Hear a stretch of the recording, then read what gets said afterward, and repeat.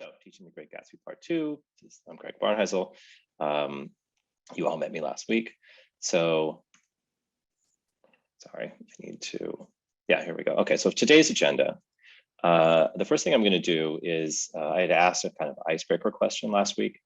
And the first thing I'm going to do is just share the responses that I got, because I think that seeing the way your colleagues and your peers at other schools have responded to this may give you some ideas and other issues that people are facing with this. And then I'm going to provide an overview of the 3 Fitzgerald short stories that I asked you to read and that were available. I hope everybody was able to access them on the Google Classroom. So I'm going to talk about those, both their structure and their internal workings, but also how they fit into Fitzgerald's life and the contexts that we discussed last week.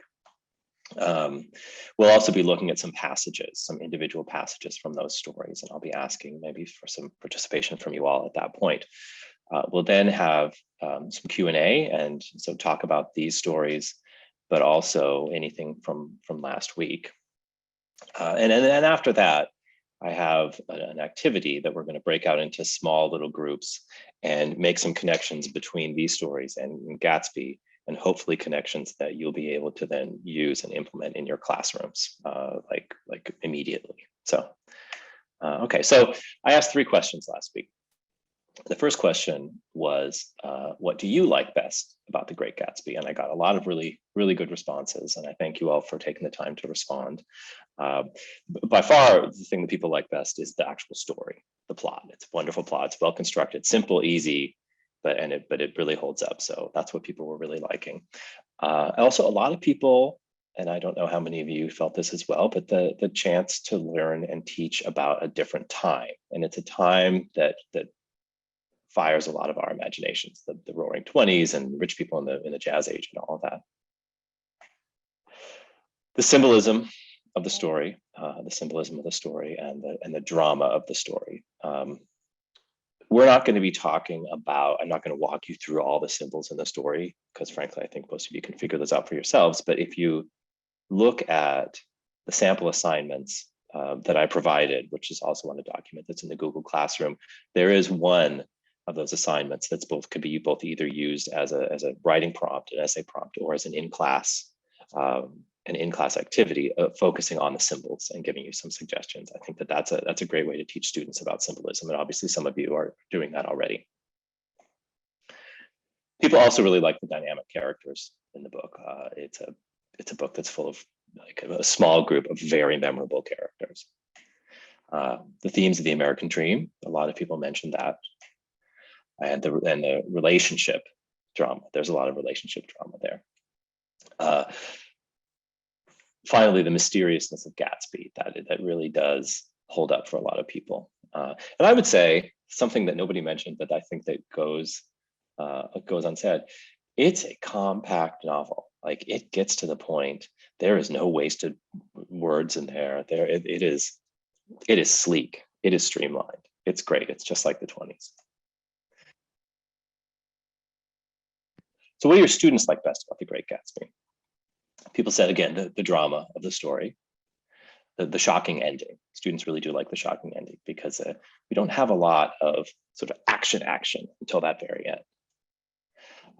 People like it because the characters are relatable. People like it because the students like it because it's a chance to learn about the Roaring 20s. And one of you said that you have an annual Gatsby party in your class. I think that's a fantastic idea. What a great idea.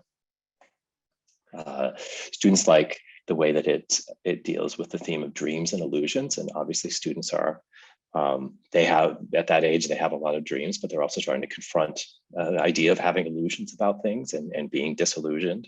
When adolescence, that's when they really start confronting that. And then finally, what do you find hardest, or for those of you who are teaching the novel for the first time, what concerns you most about teaching The Great Gatsby? And people said things like, the language and vocabulary can be difficult to understand for students. It is a different time period. And the historical context. We do have, this is where we can really have a split between groups of students, because some students will probably be pretty familiar with the Roaring 20s or have seen movies about it or image about it in the media, and other students, it's entirely foreign to them. The geography, I did try in last week's session to kind of give you an overview of the geography, and it really does take place. It's a very small area, the North Shore of Long Island, coming into Queens and then in Manhattan. So I did try to give you a sense of that. Also, a lot of people mentioned that the novel starts pretty slowly, and that's hard to get students into it. Like that, once it gets going, but it does start pretty slowly, kind of ruminative, and then making it relatable to 2022 students. Okay, I did ask, and I shared one of mine. I did ask people to send memes, and many of you did, and thank you very much. And these are two that I particularly liked. I don't always host parties, but when I do, I'm planning to steal your wife. That's a good one. And then the Anakin Skywalker, let's pretend the last 5 years didn't happen. So those of you who sent those in, I appreciate that. Everybody who sent one in, I appreciate it. And if I didn't pick yours, then you don't get extra credit. Okay, so I'd like to talk about these three stories in chronological order. It's really important to, when you're talking about Fitzgerald, to include a discussion of his stories, even if you don't have students read the stories in your class, because you can't understand F. Scott Fitzgerald unless you understand short stories, because that was really his primary medium. He did write, in the end, I think 5 novels, 2 of which are considered quite good, obviously Gatsby, and then Tender is the Night, I think The Last Tycoon, and This Side of Paradise, and Beautiful and Damned are not as good.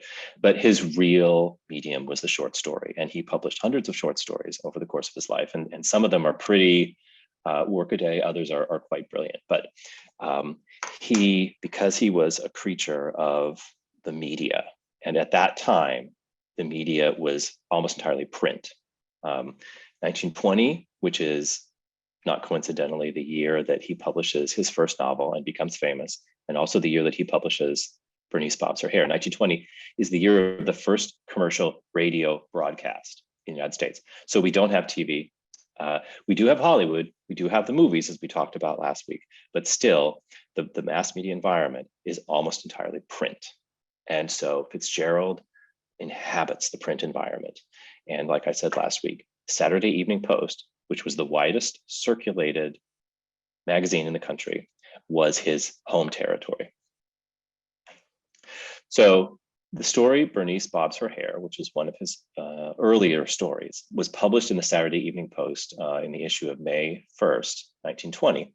And you see, this is the image that I have here is the actual cover of the magazine in which it appeared. And if you see down there on the bottom, this is the first time that he got to be on the cover of the magazine. This was very soon after This Side of Paradise had become such a big hit. And so he started to become a brand and a recognized name. So this is the first time with this story that he appeared on the cover.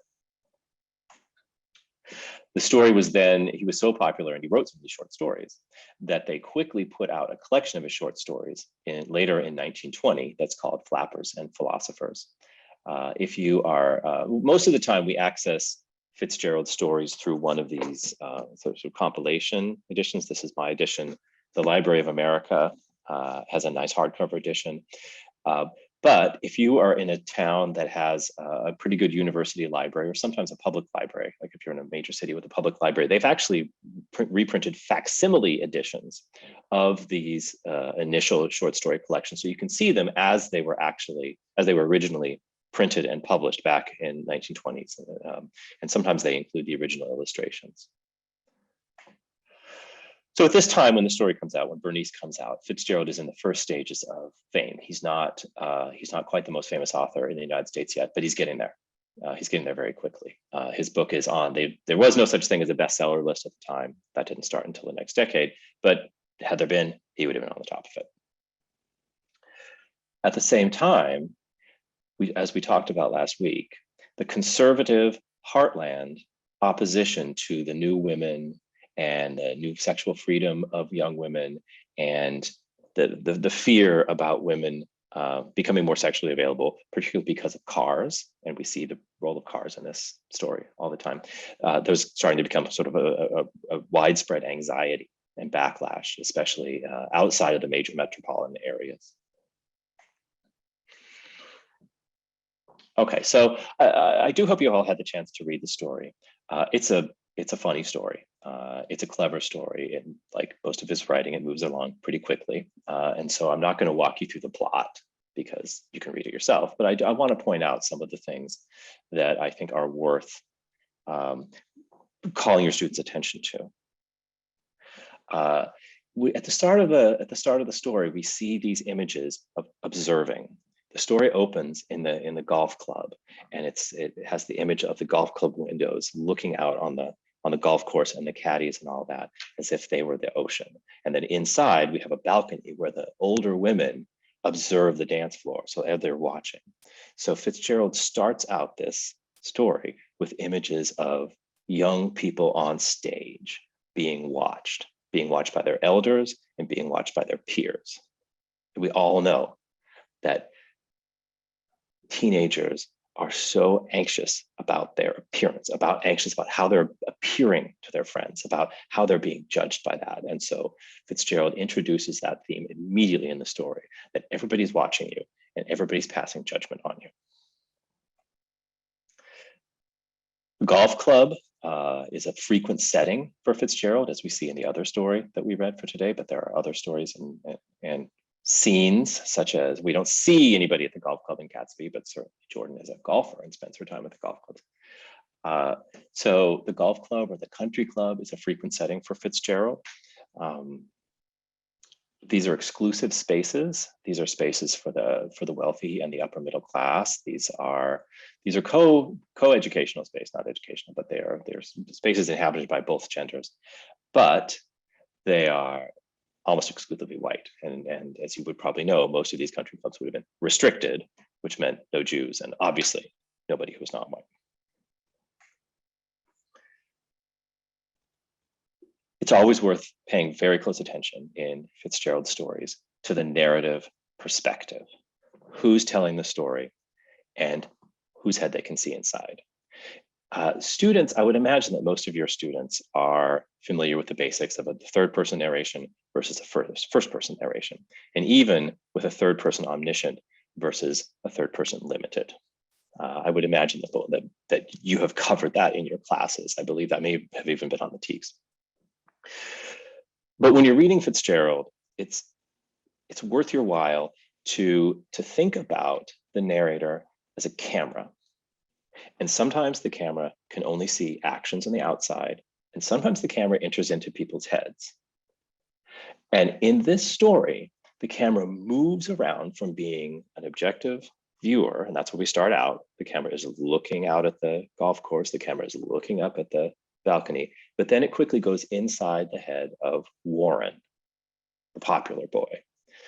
And the way you can signal your students for that is, when is it that the narrator tells us something that only that person would know? So somebody feels, somebody thought. So we start getting into Warren's head.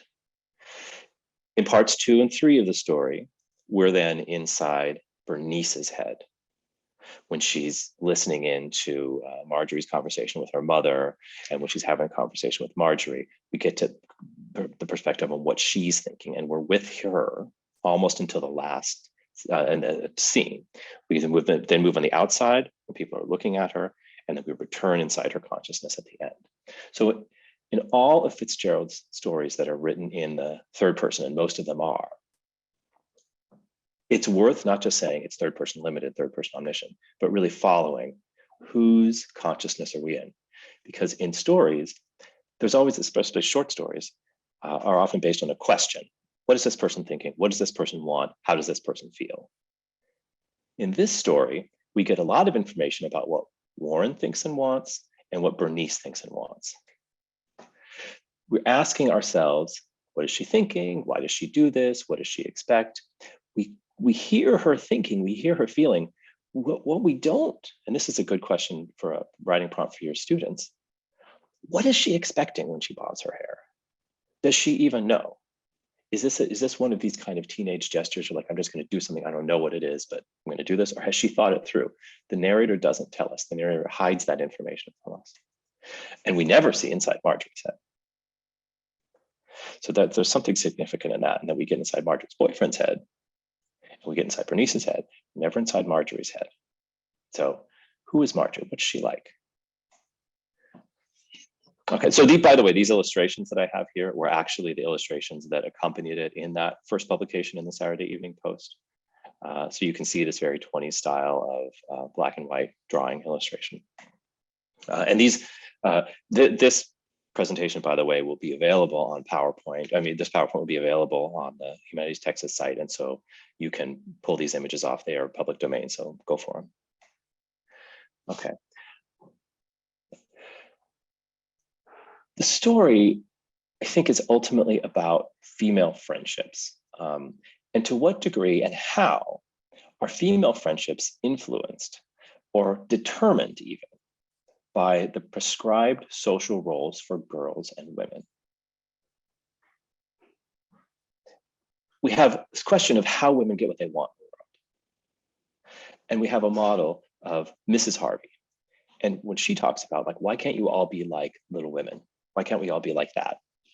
So she's thinking back to this very 19th century way that women should act in the world. We have Marjorie. And I don't know what you think of Marjorie, but I sort of see her as your classic mean girl. And then we have Bernice, who is less self-confident, who has less social capital in the sense she's not as beautiful. She has money. She's from the richest family in Eau Claire. We don't know exactly where the story takes place. One assumes it's Minneapolis, St. Paul, somewhere like that. Eau Claire is a smaller town in Wisconsin.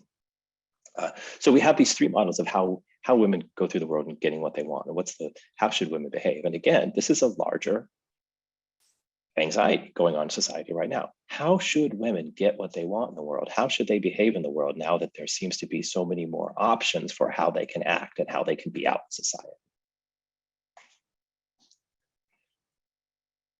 A question that I like to ask my students when I teach this is, why does the town react this way? They build it up. Everybody builds it up. The imagery around it when she keeps talking about it. She's like, I'm going to do it. And Marjorie's like, no, you'll never do it. Believe me, you're never going to go through with this. So why does the town react the way it does? It's really, it's almost anticlimactic. So why does that happen? And why does Bernice miscalculate? Do we even know what she thinks will happen when she does this? And why does she so drastically miscalculate?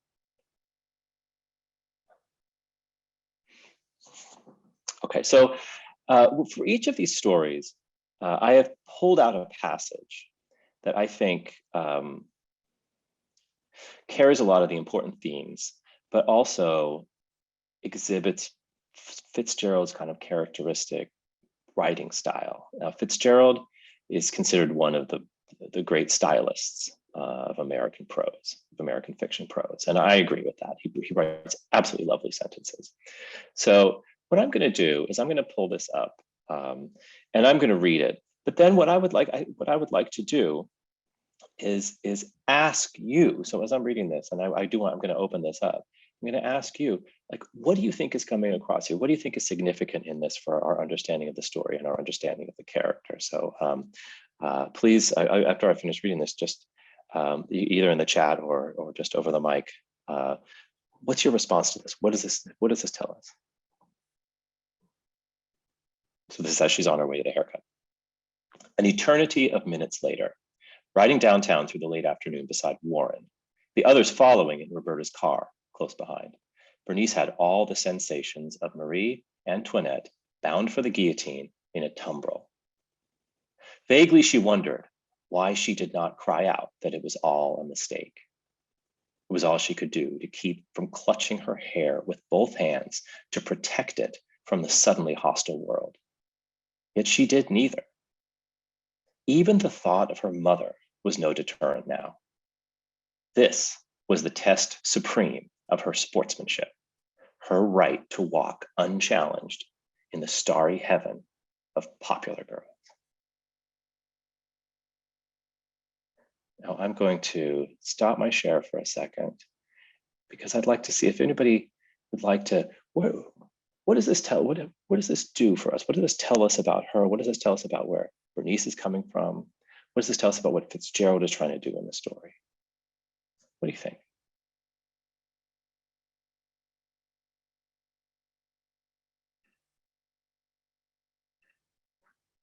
Anyone have any trenchant observations here?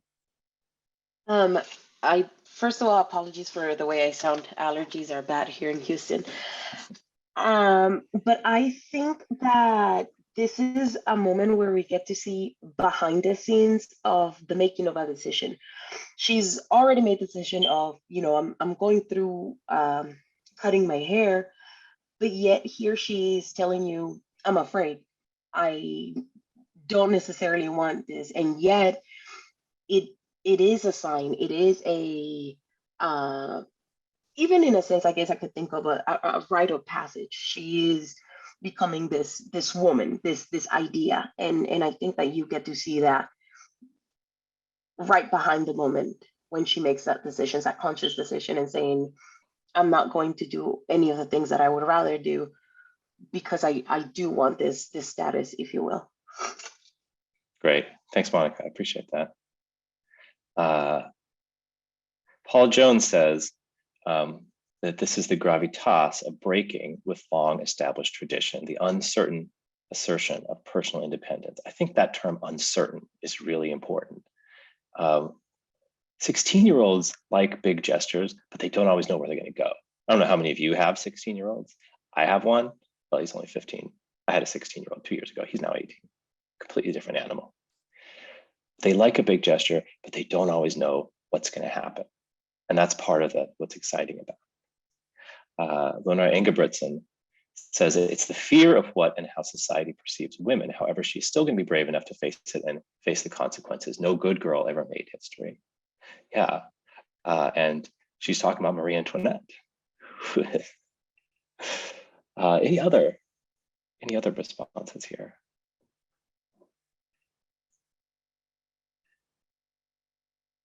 All right, well, I'm going to pull this up again.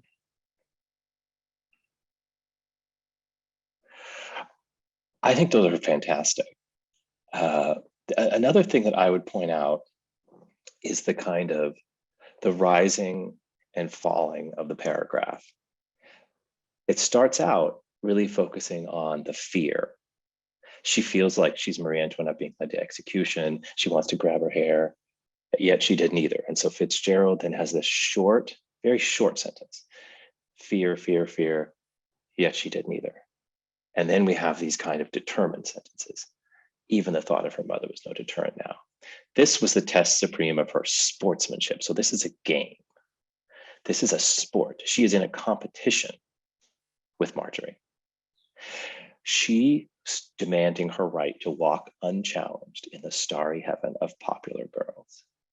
We have, and I don't know current teen movies or shows, but we have no shortage of teen movies and teen shows that center on the one gesture where somebody tries to move into the popular group.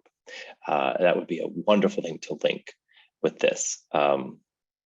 16 Candles would be something that comes to mind because I am a child of the 80s, but I'm sure there's many more. Clueless maybe would be another good example from the 90s for those people, but I don't have any idea what's going on right now. Okay.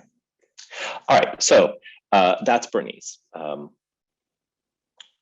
Bernice is obviously the ending again is shocking. It still it still shocks my students that you go in there and you cut off your cousin's hair. It's a wonderful ending. It's a great ending, and it's a kind of flinging off.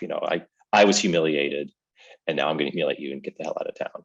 I really like that. It's a wonderful ending.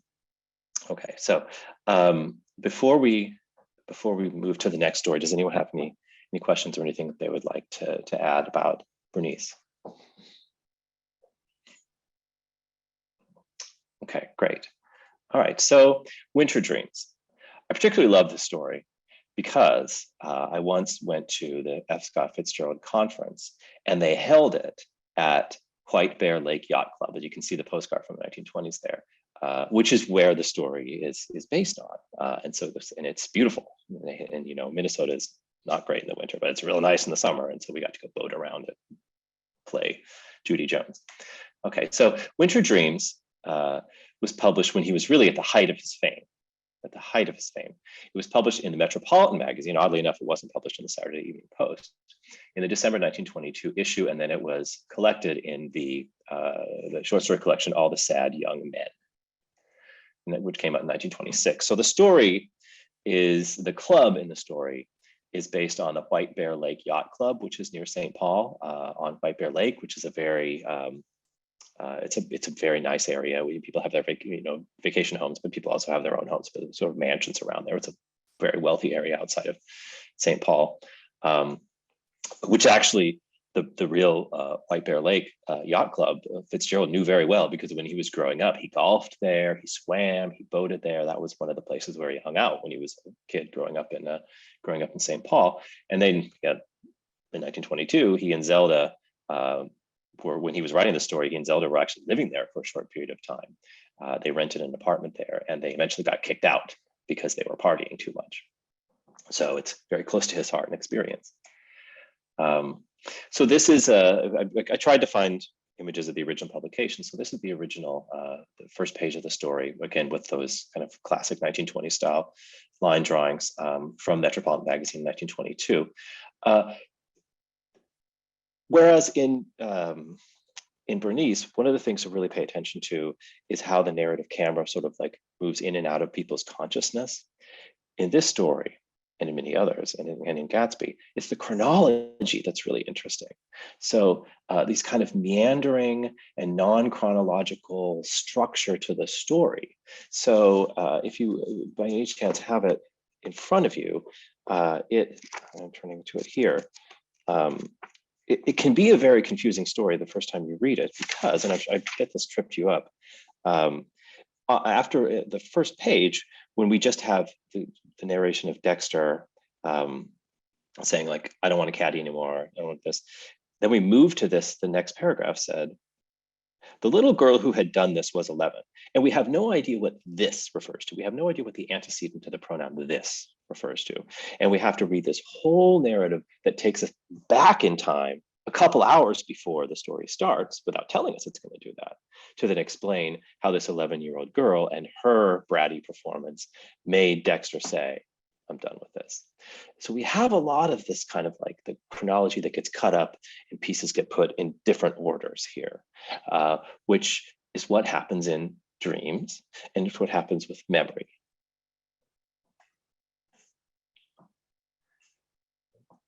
I'm sure you all picked up on the fact that this story carries forth many of the themes that are in Gatsby, that are in all of his fiction, that is in This Side of Paradise, which is class, and how we distinguish between the middle class and the aristocratic class. So Dexter is a caddy. He works for the upper class. He serves them. Judy calls him boy, even though he's 14 and she's 11 in that first scene. Does Dexter want to be an aristocrat? Well, that's curious. In the story, he kind of denies that he does. Somebody who was an aristocratic in this sense would probably go to work for a bank, would have done what the people who went to the East Coast schools would go work on Wall Street do that. What does he do? He starts a chain of laundries. So he's a shopkeeper, which is the ultimate middle class way of making a living, to be a shopkeeper, to be a merchant. And he's happy with that. So he's fairly secure in his class position in a way that Fitzgerald himself wasn't. The story is also concerned with how people, later on in the story, how young men who go east to get educated, go to Princeton or Yale or Harvard or wherever, then they come back to their little Midwestern towns and they bring that prestige with them. So one of the things that is crucial for the middle class is about accumulation of money, of value, of capital. Aristocrats they're not concerned with accumulating more. They have all they need, and the more important than the actual money is the status. They have the status. Middle class needs to accumulate money. Throughout the story, Dexter views and refers at a couple instances to Judy as an asset, as something that has value. And you can see the way she sees her own value. She is an asset, and she understands that that is her role in the world, to be an asset to men. An obvious question to ask, and I want to ask, I mean, I can ask you to think about this, but to ask your students is when he talks about what are his winter dreams. And the simple answer is, well, we open up and we're thinking about what the golf course looks like when it's covered in snow and in deep Minnesota winter, and you might be skiing on it and you're dreaming about how nice it will be when snow melts and you can play golf. But the winter dreams really, they go much deeper than that. So it would be a nice, if your students have read the story, it would be a nice kind of opener, free write, free thinking sort of question. Like, what do you think he means by winter dreams? Another one would be, and this would be more of after some class discussion, after some time spent on this, and what does Dexter see in Judy? And what does Judy want from Dexter? Okay, so again, this is from the original publication. This was how they envisioned. This is how the illustrator envisioned her. Judy is an unpleasant character, and we have no shortage of unpleasant, entitled female characters in Fitzgerald's writing. Whether or not he was taking out some of his frustrations about the girl who. The Chicago woman whose name escapes him right now, who wouldn't marry him because her family forbade it, his hostility towards Zelda that came out at times. But there's a lot of entitled young women. So her traits are entitlement, assertiveness, aggression.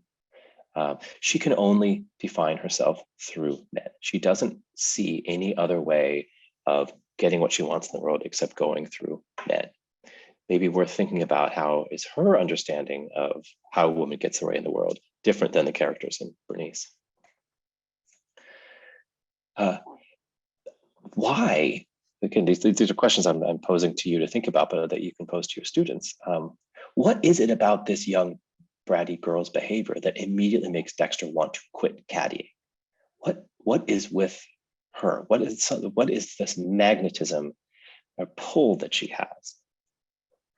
He calls her the most direct and unprincipled personality he had ever come into contact with. Is that a compliment? Is that a good thing to say about somebody, that they're direct and unprincipled? We can even get into the names here. So Judy, which often comes from Judith, and those of you who know your Bible, Judith was a Hebrew spy, Hebrew soldieress who snuck into the Assyrians' tent and decapitated the Assyrian general Holofernes. There's many great Renaissance paintings of her cutting his head off and the blood spurting out everywhere. So she is a vengeful, violent, active woman. He refers to her as his grail. But then the woman that he actually gets engaged to and then has to break off the engagement, Irene, she's described as sort of stolid and boring and reliable. She's a good egg. And Irene, where Judith comes from, this sort of like violent Hebrew root, Irene comes from the root word for peaceful.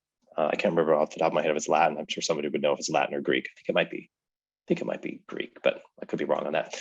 But Irene comes from peaceful, whereas Judith comes from warlike. A good thing to have your students think about in a discussion or in a paper would be, what is Judy's idea of a woman's role in the world, as opposed to, well, we could think about the characters in Bernice, but we could also think about the characters in Gatsby. The parallels between Judy and Daisy are very clear. And then we have this ending where, when he finds out that Judy has become basically a boring middle-class housewife, Dexter is crushed and he feels like he has lost something.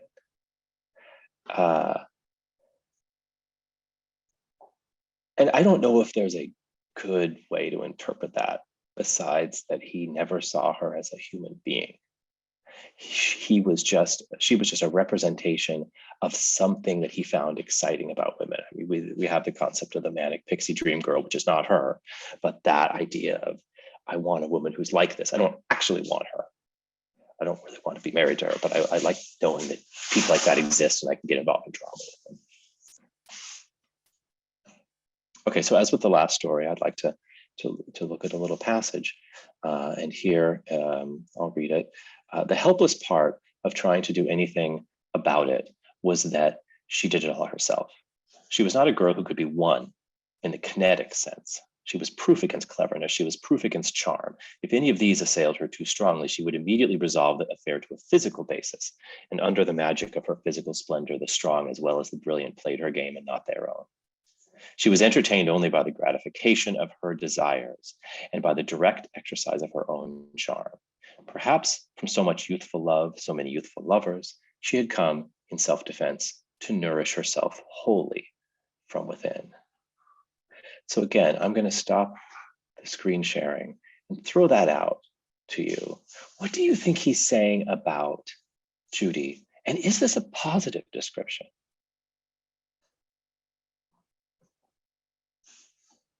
One of the things I noticed in that passage, and then thinking about earlier in the story, how he would dream about beating people at the golf game, there's this idea of winning that comes up, that there's something to be won. And and within that passage, the word game was in there, and winning, and I don't know if the word prize was in there, but it's like, it's almost like, I don't know, this is a strange analogy, but you go to the carnival and you want to win the crappy stuffed animal just because it's a prize, and you get it and you're like, well, what am I going to do with this thing? It's huge. Or it's just about winning something, and he's not even, like, at the end he realizes maybe it wasn't even a prize worth winning. It's something to be won. It's a competition. It's an asset to have. Yeah.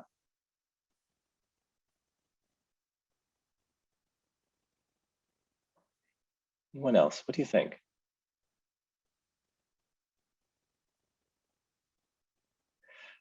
I think there's one of the things that comes across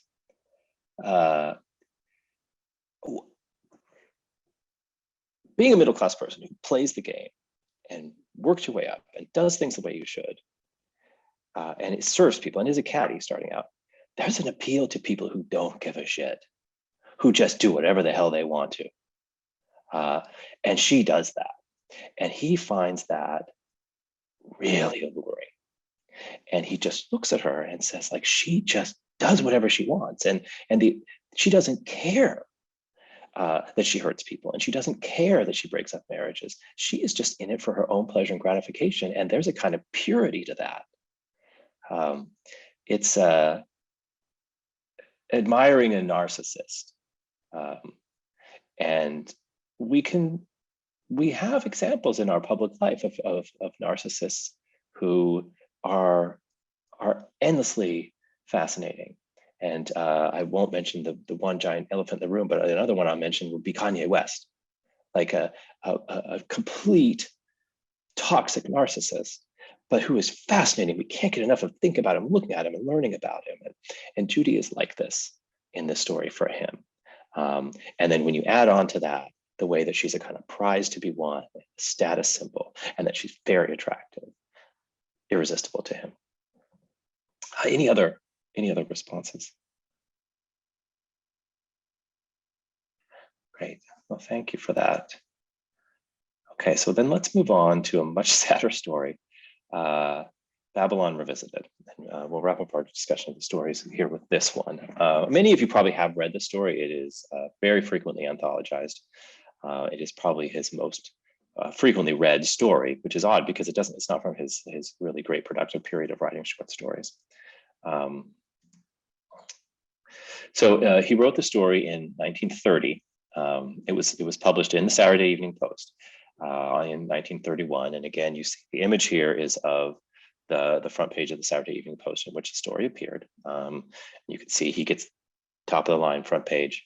The story opens with there's a lot of a kind of melancholy morning after the party sort of feel to the story, where you're going into the place where there's been a big party, and you come back and you're sort of like watching how things have really calmed down and picking up the pieces, and people have disappeared and what happened to everybody.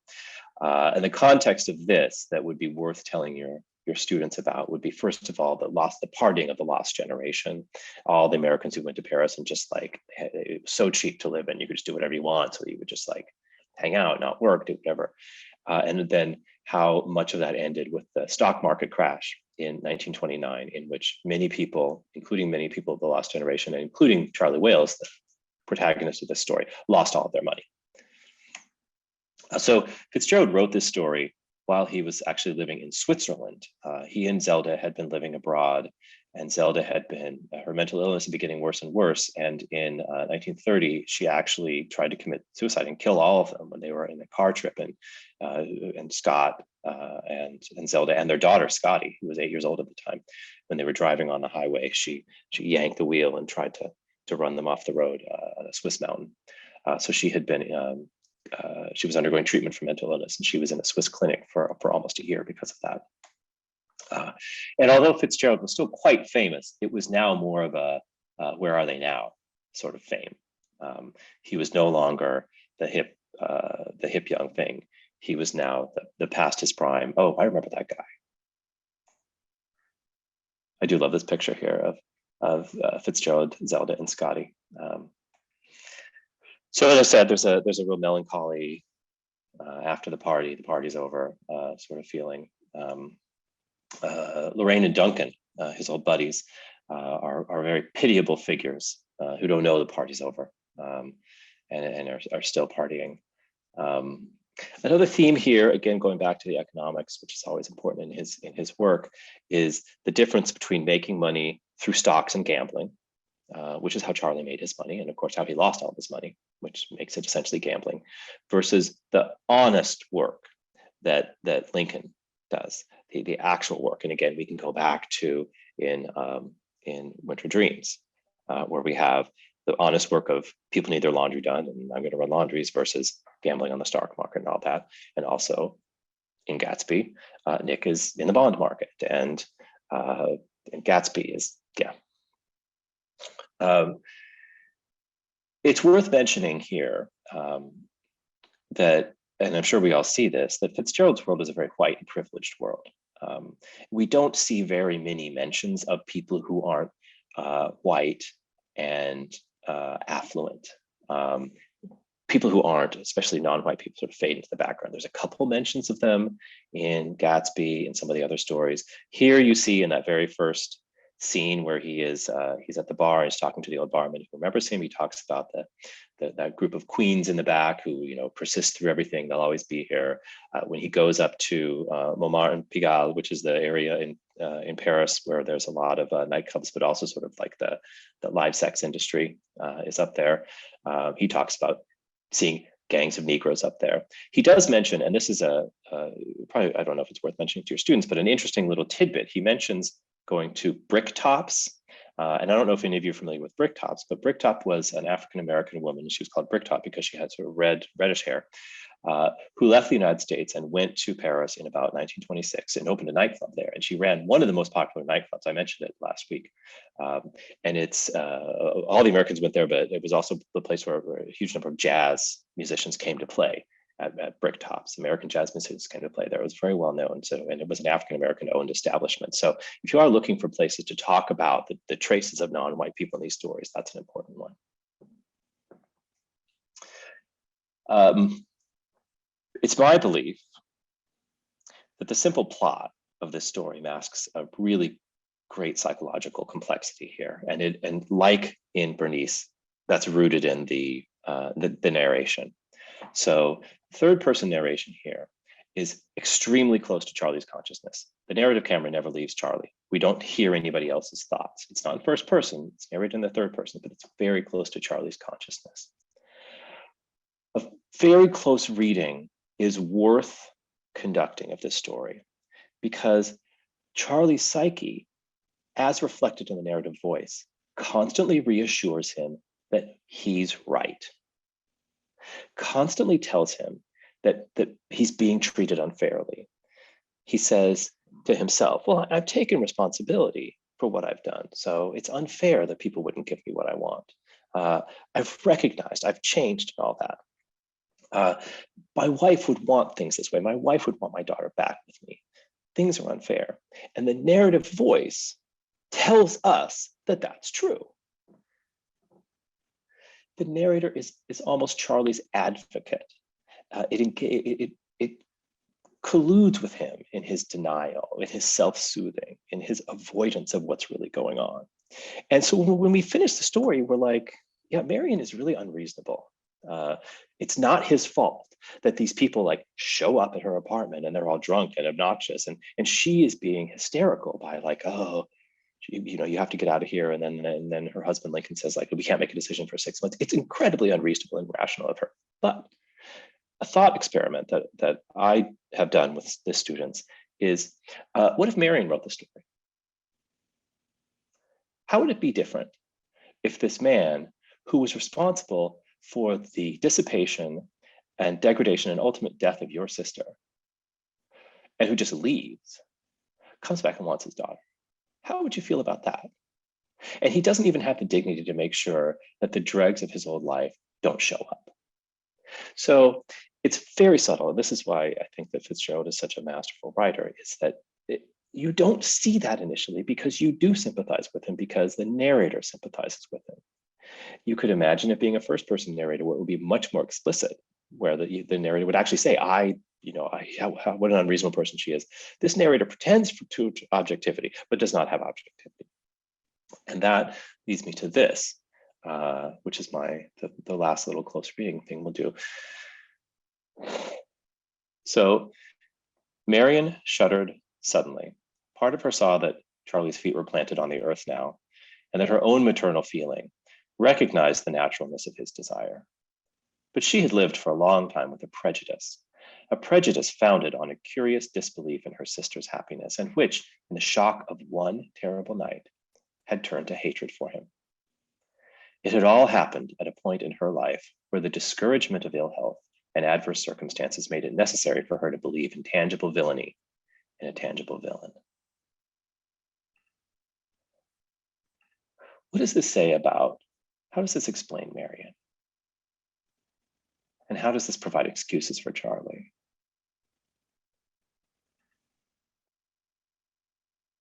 Let's look at it a little closely. Can we look at the passage? Can you put the passage up again? Yeah.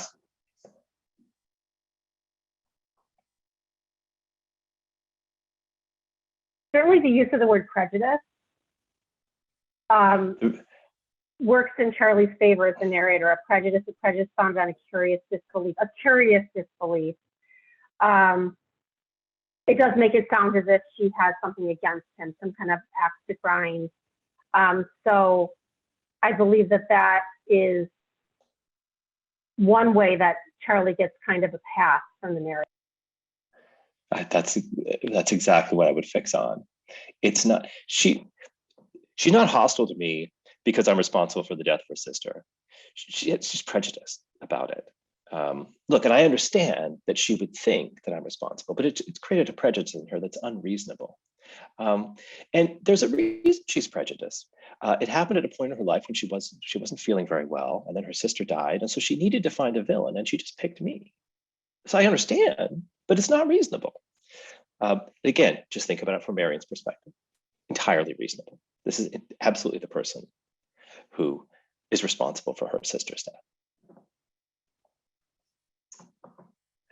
Okay.